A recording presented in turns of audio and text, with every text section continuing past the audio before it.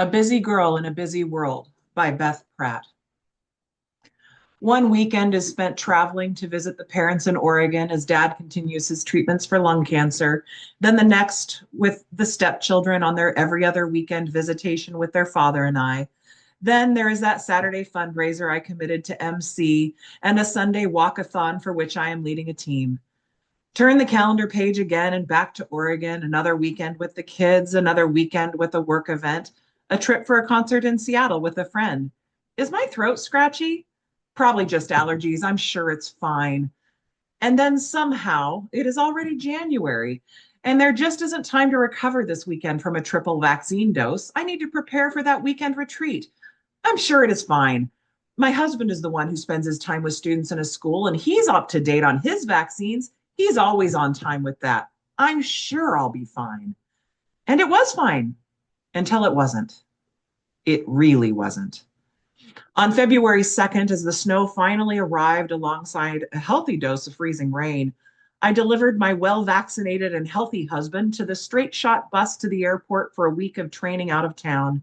I was prepared for a week of snow days to work from home. I built a fire for me and the cats, made a pan of fried chicken wings, and turned on a movie. And my throat started to itch. Then it started to burn. By bedtime, I had a fever. In the morning, I ached all over. I thought I had the flu. It wasn't the flu. It was COVID. The high temperature outside that day was 29.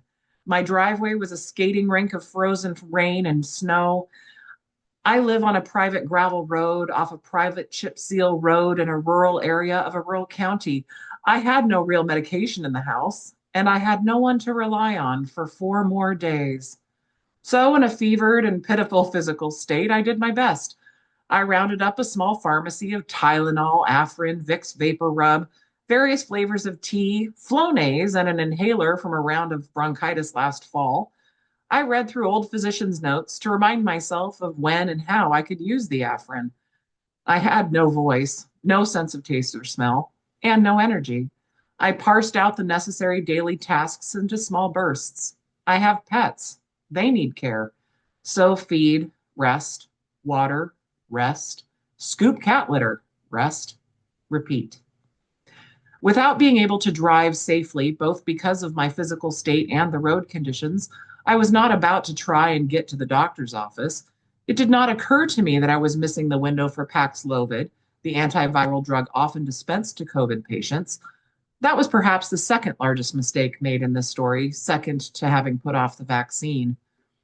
As I write this essay, I'm at the end of week 6 of my COVID infection symptoms. In addition to respiratory symptoms that have continued to plague me, like a cough, congestion, and a runny nose, let alone the loss of smell and taste, I am struggling with fatigue and brain fog that has, thankfully, lessened with time. However, with the reduction in energy has come a reduction in ability to stave off other viruses. And I managed last week to add a secondary respiratory infection on top of this one. Telling myself I am too busy to take care of X has become all too common for me, as X is often something that is solely for myself, some care that is needed for my health, but not urgent, for my well being, but not medical, for my joy, but not by prescription. But that can lead a person to some dangerous places.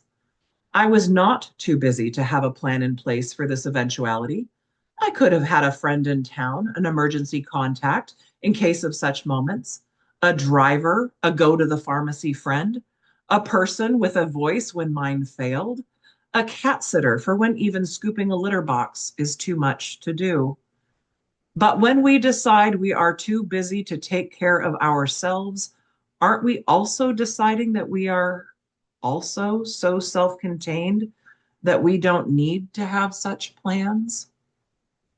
Such care in place for ourselves?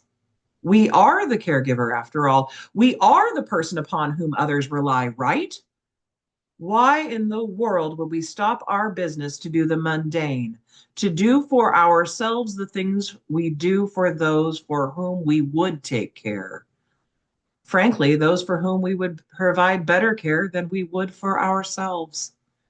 In the worst moments of those first few feverish days and nights when I woke up at 2 a.m. and wasn't breathing well, when I couldn't walk across the room without feeling lightheaded, I found myself asking, are you too busy now? And yeah, I am. I am too busy to be taken out of my own life by a virus.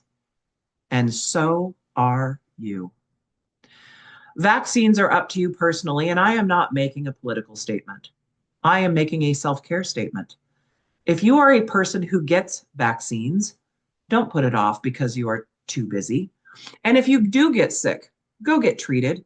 Get that Paxlovid or Tamiflu. Don't do what I did. Don't end up alone in a house in the woods without someone to drive you, without your brain at full function to make good decisions. You matter to your loved ones and to your pets, and you should, above all, matter to yourself. Beth Pratt, Executive Director, Sequim-Dungeness Valley Chamber of Commerce and Visitor Information Center, can be reached at 360-683-6197, and you can find their website at www.squimchamber.com.